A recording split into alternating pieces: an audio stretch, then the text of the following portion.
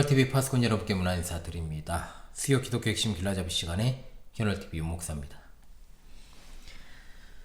오늘은 28주일 75문답에서 77문답 그리고 29주일 78문답에서 79문답까지 역시 두 주차 공부를 또 진행을 해보겠습니다.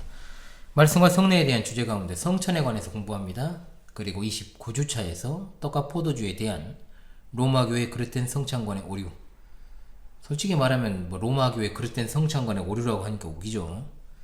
그들이 말하는 세례는 성경의 세례도 아니고 그들이 말하는 성찬은 성경의 성찬도 아니기 때문에 그렇습니다. 예나 지금이나 참으로 중요한 이 문제를 바르게 인식하면서 성례전에 대한 격파의 신학적 입장을 정리하는 귀한 시간이 될 수 있기를 바라면서요.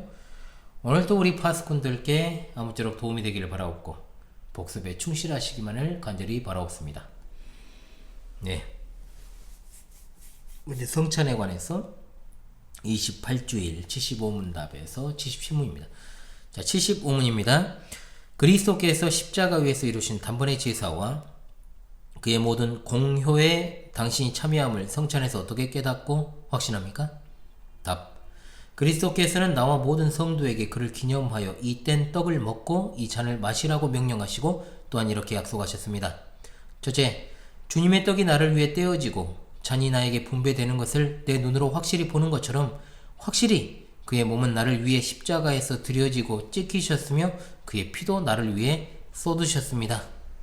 둘째, 그리스도의 살과 피의 확실한 표로서 주님의 떡과 잔을 내가 목사의 손에서 받아 입으로 맛보는 것처럼 확실히 주님께서는 십자가에 달리신 그의 몸과 흘리신 피로서 나의 영혼을 친히 영생에 이르도록 먹이시고 마시우실 것입니다. 그랬습니다. 자, 28주부터 30주까지 3주에 걸쳐서 성찬을 공부합니다. 세례는 2주간, 성찬은 3주간을 공부하는데 성찬이 중요하기 때문에 많은 분량을 할애해서 공부를 하는 것 같습니다. 이 문답이 작성될 당시 성찬에 관하여 다양한 주장들이 있었기 때문에 이 부분에서는 아마도 당시 시대 상황을 많이 반영한다라고 보시면 되겠습니다. 세례에 관해서 공부할 때 이미 살펴봤던 것처럼 성찬 또한 복음 약속을 눈으로 보는 표와 인입니다.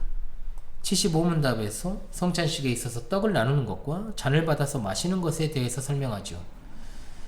핵심 두 가지는 첫째, 우리 눈으로 떡을 떼고 잔을 나누는 것처럼 확실하게 주님이 우리를 위해 몸이 찢기시고 피를 흘리셨다는 것을 깨닫고 확신하게 된다는 것이고, 둘째, 우리가 목사의 손에서 떡과 잔을 받아서 입으로 맛보는 것처럼 확실하게 주님이 친히 우리의 영혼을 먹이시고 마시우실 것을 약속하셨다는 것.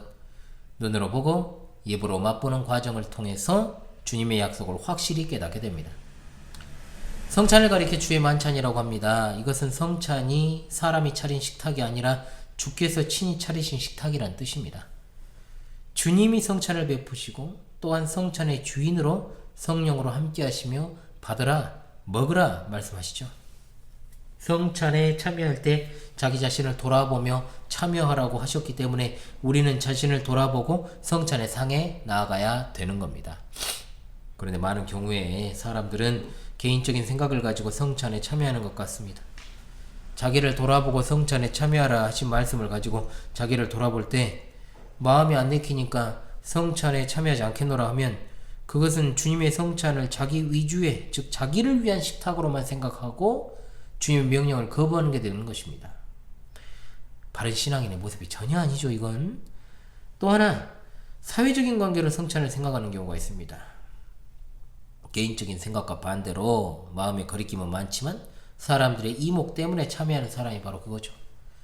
주님 앞에서 자신을 돌아보고 회개하고 나아가야 함에도 불구하고 사람의 눈치를 살피는 건 매우 잘못된 태도입니다. 위에 두 가지 태도에는 공통점이 많습니다. 그것은 성찬을 베풀어 주시는 예수님에 대한 관심이 적다는 거죠. 보통 이런 모습은 자기 자신을 생각하며 뒤로 물러서거나 또는 다른 사람을 의식하여 외식하는 모습으로 나타나기 때문에 그 어떤 것도 합당한 것이라고 볼 수 없는 겁니다. 성찬은 분명 나의 믿음의 표와 인이 아니라 주님이 행하신 은혜의 언약의 표와 인이며 그로 말미암아 주님의 약속을 의지하여 주님의 상에 나아가는 것이 되는 겁니다. 76문입니다. 십자가에 달리신 그리스도의 몸을 먹고 그의 흘리신 피를 마신다는 것은 무슨 뜻입니까? 답. 그것은 믿는 마음으로 그리스도의 모든 고난과 죽음을 받아들이고 이로써 죄 사함과 영원한 생명을 얻는 것이며, 나아가서 그리스도 안에 또한 우리 안에 거하시는 성령으로 말미암아 우리가 그리스도의 거룩한 몸에 더욱더 연합됨을 의미합니다. 비록 그리스도는 하늘에 계시고 우리는 땅에 있다 할지라도 우리는 그의 살 중에 살이요 그의 뼈 중에 뼈이며, 마치 우리 몸의 지체들이 한 영혼에 의해 살고 다스림을 받는 것처럼 우리도 한 성령에 의해서 영원히 살고 다스림을 받습니다. 라고 했습니다. 76문에서 먹는 것과 믿는 것의 관계를 믿는 마음으로 그리스도의 모든 고난과 죽음을 받아들이고라는 말로 표현합니다. 성찬에 참여하여 떡과 포도주를 먹고 마시면 자동적으로 주의 은혜를 받는 것이 아닙니다. 반드시 믿는 마음으로 그리스도의 사역을 받는 것입니다. 예수님께서 떡 5개와 물고기 2마리로 5,000명을 먹이실 때 사람들이 영원한 떡에는 관심이 없고 단지 육신의 양식에만 관심이 있다는 말씀을 하셨습니다. 그러면서 자신이 영원한 생명의 떡임을 말씀하셨죠. 이것은 40년 동안 광야 생활을 했던 이스라엘 백성에게 처음 나타난 것인데, 이스라엘 백성들은 광야에서 만나를 먹고도 죽지 않았지만, 만나를 먹고도 죽었지만 죄송합니다. 주님의 살을 먹는 사람은 영원히 살 것이라고 가르치셨죠. 그래서 주님은 요한복음 6장 35절에서 36절에 예수님을 믿는 것이 바로 그 떡을 먹는 것임을 분명하게 가르쳐 주셨습니다. 그러나 이 말씀을 이해하지 못한 대다수 사람들은 육신의 떡만을 먹은 후에 예수님을 떠나갔습니다. 그리스도를 믿고서 성찬에 참여하는 사람은 아이가 양식을 먹으며 성장하는 것처럼 그리스도의 은혜로 말미암아 영적으로 성숙하게 됩니다. 이로써 죄사함과 영원한 생명을 얻는 것이며 라고 하지 않습니까? 이미 말씀드린 대로 우리가 예수 그리스도를 믿음으로 말미암아 단 한 번에 죄사함을 받아 구원에 이르렀습니다. 그러나 우리 구원은 아담의 원죄뿐만 아니라 우리의 과거, 현재, 미래의 모든 죄로부터 구원을 받은 것이기 때문에 성찬을 통해서 죄사함과 영생을 얻는다는 말은 우리 영적인 성숙의 측면에서 말씀하신 것이기 때문에 잘못된 말이 될 수 없습니다. 우리가 주님의 은혜 가운데 매일매일 자라가는 것, 그것이 우리가 죄사함과 영생을 얻는다는 말의 진정한 의미가 되는 겁니다. 그리고 그 다음에 나오는 것이 연합이죠. 연합. 성찬 회식을 통해서 그리스도인들은 진정으로 그리스도와 연합되는 것이 무엇인지를 눈으로 확인하게 됩니다. 빵과 포도주를 먹고 마시는 것을 통해서 우리 몸의 일부가 되게 하심으로 그것이 나타내는 그리스도의 은혜도 우리의 일부가 된다는 사실을 깨닫게 하십니다. 주님이 차리신 성찬상에서 우리가 믿음으로 떡과 포도주를 받아 먹으며 주님과 연합합니다. 매번 실시되는 성찬을 통해 우리는 주님의 은혜 가운데서 주님과의 연합이 더 깊고 풍성하게 되는 것입니다. 이것은 실로 신비한 연합으로 하늘에 계신 신랑 되신 그리스도와 신부인 교회와 성도가 교제를 나눕니다.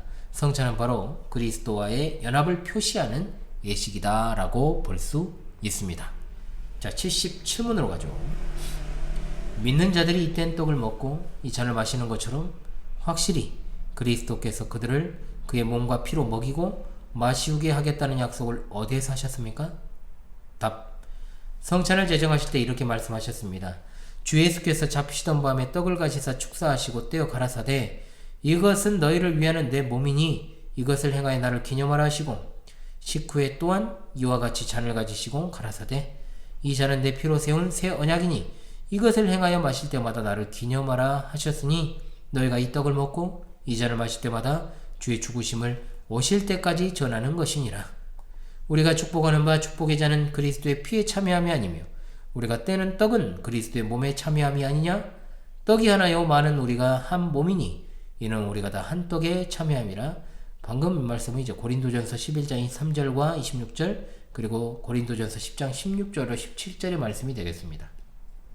자, 77문은 예수님이 성찬을 제정하실 때 제자들에게 남기신 말씀 고린도전서 11장 23절로 26절과 고린도전서 10장 16절 17절 인용한다고 했죠. 이를 통해서 우리는 성찬이 그리스도를 기념하고 주님의 오심을 기대하게 하는 것임을 배우게 되는 겁니다. 첫째로 성찬 제정의 시기입니다. 자, 언제 제정을 하셨느냐 이거죠. 그리스도께서 유월절에 어린 양으로서 돌아가셨습니다. 십자가의 죽으심이 임박하셨을 때 예수님께서는 유월절 식사를 예비하시기 위해 제자들을 성으로 보내 유월절 잔치를 준비하도록 하셨습니다. 그런데 가룟 유다는 이 과정에서 대제사장들에게 매수당해 예수님을 넘겨줄 기회를 찾고 있었습니다. 예수님께서 유월절 식사를 하시면서 포도주를 제자들에게 주시며 갖다가 너희들끼리 나눠 마시라고 하시고 내가 포도나무에서 난 것을 하나님 나라에서 새 것으로 마시는 날까지 다시 마시지 아니하리라 하셨습니다. 그럼 이건 어떤 의미일까요, 여러분? 바로 예수님께서 유월절 어린 양으로 십자가를 지실 것이기 때문에 그리스도의 죽으심을 예표하던 유월절, 즉 실체를 위해 미리 보여줬던 그림자는 폐지되는 것임을 공식적으로 선포하신 것입니다. 그러시면서 마지막 잔을 가지시고 그 잔이 곧 자신이 흘리시는 언약의 피임을 선언하시고 새 언약을 제정하십니다. 바로 내 피로 세우는 새 언약이다 하시며 성찬을 제정하셨다는 거죠. 유월절의 뜻을 다 이루시면서 그것을 기초로 새 언약인 성찬을 제정하신 것입니다. 둘째, 주님이 이 새로운 성례를 제정하시면서 나를 기념하라고 하셨습니다. 유월절도 출애굽을 기념하는 날이라고 했습니다. 그 기념의 방법이 무엇이었습니까? 유월절을 이스라엘 백성들이 지키기 위해서 4일 전부터 유월절 제사에 쓸 양을 고르고 관리하다 14일 밤에 잡아 문 좌우 기둥과 위에 그 피를 발랐습니다. 집에서 누룩을 없애고 또한 쓴 나무를 요리해서 식탁에 대어 놓지요. 그날 밤에는 옷을 입고 서서 음식을 나누었어요. 그때 무엇을 이야기했을까요? 요셉의 이야기부터 애굽에서의 노예 생활, 그리고 바로가 남자아이들을 죽이려고 했던 사실, 그리고 10가지의 재앙을 통해서 유월절에 하나님께서 베풀어 주신 구원의 이야기를 들려줬습니다. 주목할 것은 뭐냐? 우리의 집을 구원했다. 단순히 과거의 전설 같은 것이 아니라 지금 유월절을 기념하고 있는 우리 집을 구원하셨다는 현재적 구원에 대해서 이야기하고 있는 겁니다. 유월절의 기념에 특별한 의미가 있는 이유는 거기에 기대하는 것이 있기 때문입니다. 그들이 어린 양의 피로 말미암아 구원을 받은 일을 기념하는 건 앞으로 오실 메시아에 대해서 기대하게 만들었습니다. 애굽에서 구원받은 사실보다 훨씬 더 위대한 구원을 하게 하실 것에 대한 기대가 유월절을 기념하는 것에 들어있던 것이에요. 유월절은 바로 예수께서 우리의 죄를 대신하여 십자가에 달리신 것을 기념하기 위해 주신 절기이기 때문입니다. 성경에서 기념한다라고 하는 것은 단순히 추억을 회상하거나 기리는 것이 아닙니다.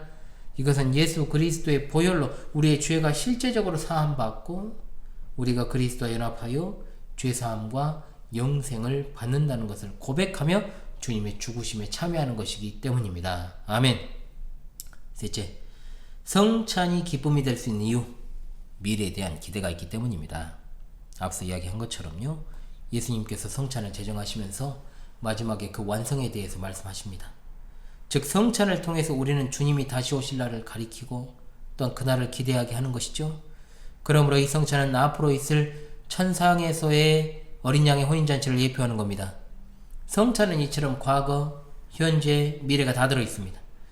유월절이 기념과 동시에 기대하는 것인데 주님이 유월절을 마감하게 하시고 성찬을 제정하셨으며 동시에 기념하면서 기대하도록 우리에게 가르쳐 주셨습니다. 성찬이 얼마나 중요한지 여러분 다시금 느껴지시죠? 우리가 매번 성찬식에 참여하면서도 정말 합당하게 바르지 않게 행하는 이유 단 한 가지입니다. 주님을 기억하고 주님과 연합하여 살지 못하기 때문입니다. 죄인인 사람은 본성상 자기 중심적입니다. 또한 자기를 기념하려는 노력을 경주합니다. 모든 종교는 문제의 원인을 가르쳐주지 못하고 결국 자기 문제를 지가 해결해야 된다는 방법론만 가르치잖아요. 그게 맞잖아요. 그러므로 궁극적인 만족이 있겠습니까? 평안함이 있겠습니까? 해결은 더 안 됩니다. 이렇게 자기중심적인 죄인을 건져내 주시고 주님과 신령한 연합을 이루며 살게 하신 이가 바로 주님이십니다. 우리는 오직 예수 그리스도의 속죄와 죄사함을 기억하고 믿음으로 성령 안에서 그리스도와 연합하면서 살고 그리스도의 다시 오심을 기대하며 살아가야 될 줄로 믿습니다. 성찬의 상에 나아갈 때 주님의 사역을 생각하시고 그 안에서 자기 삶을 다시 돌아보아야 될 줄로 믿습니다. 아멘. 이 29주일로 넘어가지요. 29주일은 78문과 79문 답인데 이번 주에는 여기까지 하겠습니다. 78문입니다. 떡과 포도주가 그리스도의 실제 몸과 피로 변합니까? 답 아닙니다. 세례의 물이 그리스도의 피로 변하는 것도 아니고 죄의 씻음 자체도 아니며 단지 하나님께서 주신 표와 확증인 것처럼 주의 만찬의 떡도 그리스도의 실제 몸으로 변하는 것이 아닙니다. 성찬의 떡을 그리스도의 몸이라고 하는 것은 성례의 본질을 나타내는 성례적 용어입니다. 라고 했습니다.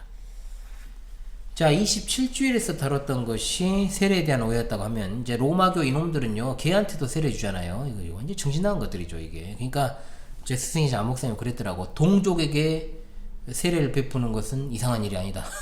진짜 기가 막힌 이야기죠, 진짜. 동족이잖아요. 짐승들이니까. 29주일은 성찬에 대해서 가질 수 있는 오해들에 관한 것입니다.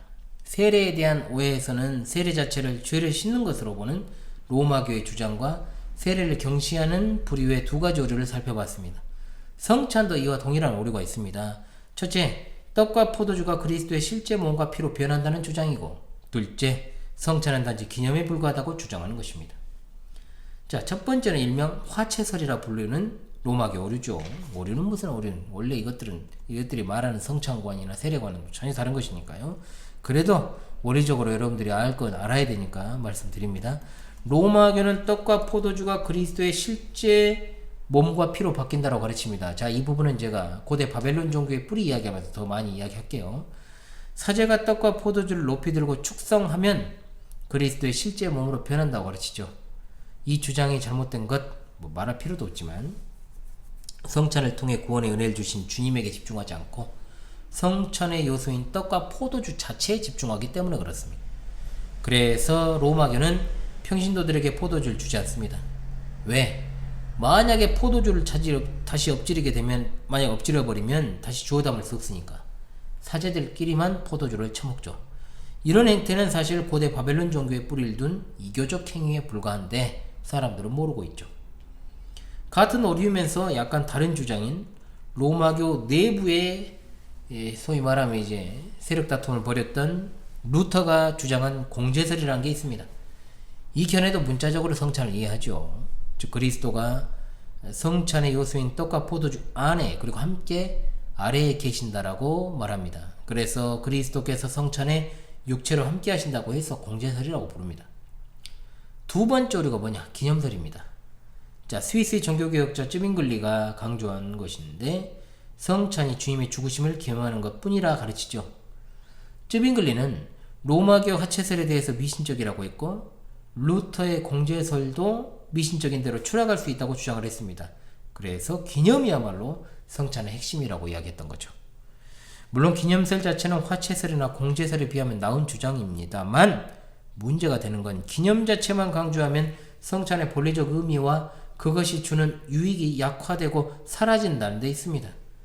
주님이 성찬의 주인이시고 또한 성찬에 임재하시는 분이신 분으로 28주에 설명한 것처럼 성찬에서의 기념이라고 하는 의미는 세상에서 사람들이 고인을 추모하거나 그의 업적을 기리는 것과는 근본적으로 다릅니다.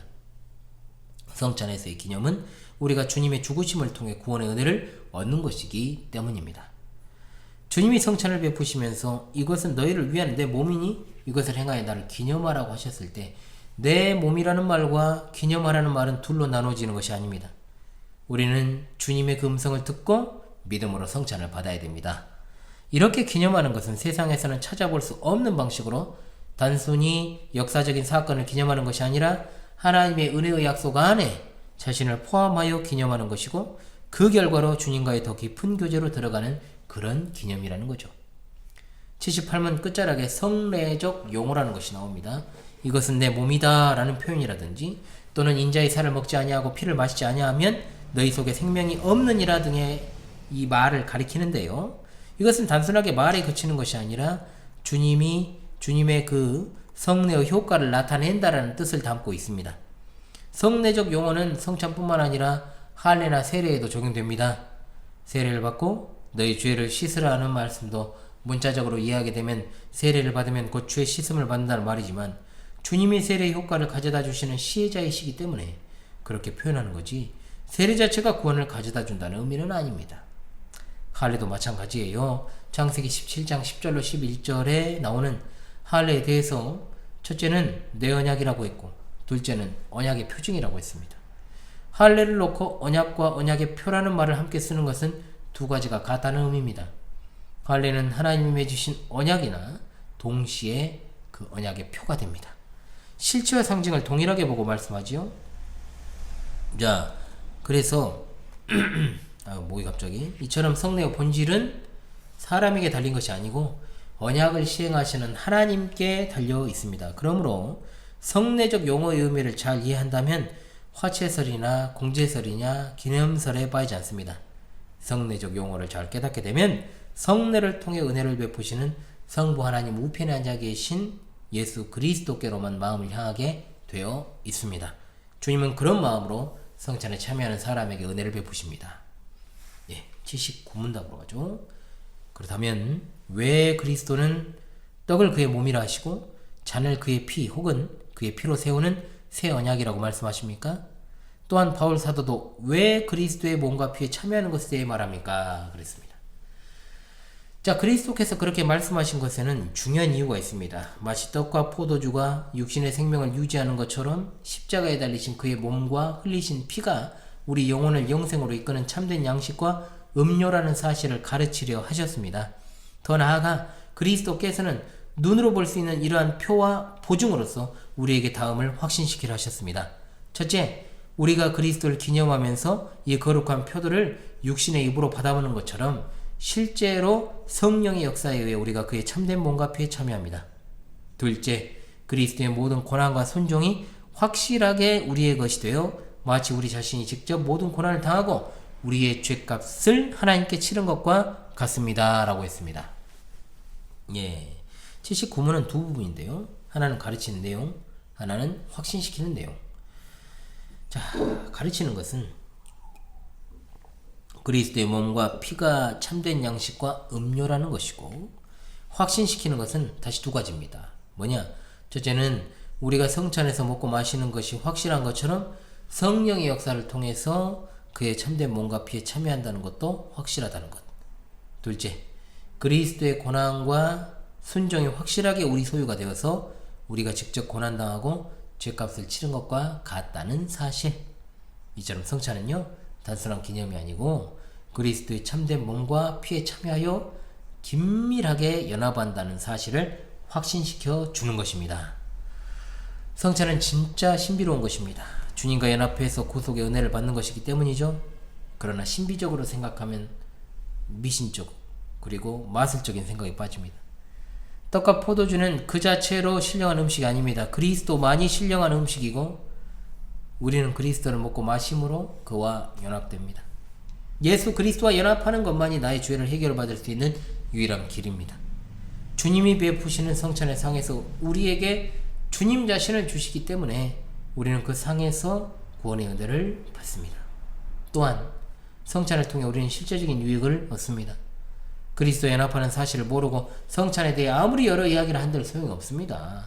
영적 임재설이라고 불리는 주님께서 영적으로 성찬에 임재하셔서 함께 하신다는 것을 무슨 이론으로만 아는 것은 아무런 유익 없습니다. 예를 들어가지고 그렇잖아요. 연애에 대해서 열심히 다른 사람한테 조언해 주는 것들 있잖아요. 좀 학창시절을 보면 정작 그런데 본인은 연애를 잘 못해요. 그리스도와 참되게 연합해서 성령이 주시는 은혜를 누리지 못하면 성찬을 참으로 그릇되게 대하게 될 수밖에 없다는 겁니다. 그래서 흔히 그러잖아요. 다음 주일이 성례주일입니다. 이렇게 교회에서 광고하면서 거의 연례 행사니까요. 1년에 한두 번 하잖아요. 그러니까 광고하면서 말하기를 일주일간 행실을 조심하고 기도해라. 이렇게 말하는 경우가 있거든요. 그런데 자, 여러분 생각해야 될 것은 말씀은 소홀히 여기면서 무슨 성찬 자체가 신비한 능력이 있는 것처럼 그 한 주를 조심해야 된다는 식이 돼버리면 그것도 화채설과 같은 오류가 되는 겁니다. 또 어떤 사람은 미신적인 것을 반대한다고 하면서 성찬 자체를 상징으로만 보는 기념설의 오류에 빠집니다. 한국 교회는 두 번째가 굉장히 크죠. 첫 번째도 그렇고 양극단은 항상 위험합니다. 그리스도와 연합만이 성찬의 핵심인 줄로 믿습니다. 오늘은 28주일에서 29주일에 해당하는 말씀과 성례에 관한 이 주제의 세 번째 시간을 75문답에서 79문답까지 공부했습니다. 이런 복습에 충실하시고요. 자, 변함없이 수요 기독교 핵심 길라잡이 시간을 통해서 우리 신앙의 근본을 잘 다지는 시간이 될 수 있기를 바랍니다. 내일 모레 금요일부터 이제 20회 신앙 수련회가 시작이 됩니다. 마음을 합해서 여러분 기도해 주시고요. 이 신앙의 여정에서 늘 말씀드리죠. 급하지도 마시고 그렇다고 너무 천천히도 마시고 함께 발맞춰서만 가도요. 진짜로 여러분들의 큰 유익이 될 겁니다. 지금까지 수요 기독교 핵심 길라잡이 시간에 현월TV 윤목사였습니다. 여러분 수고 많으셨습니다. 감사합니다.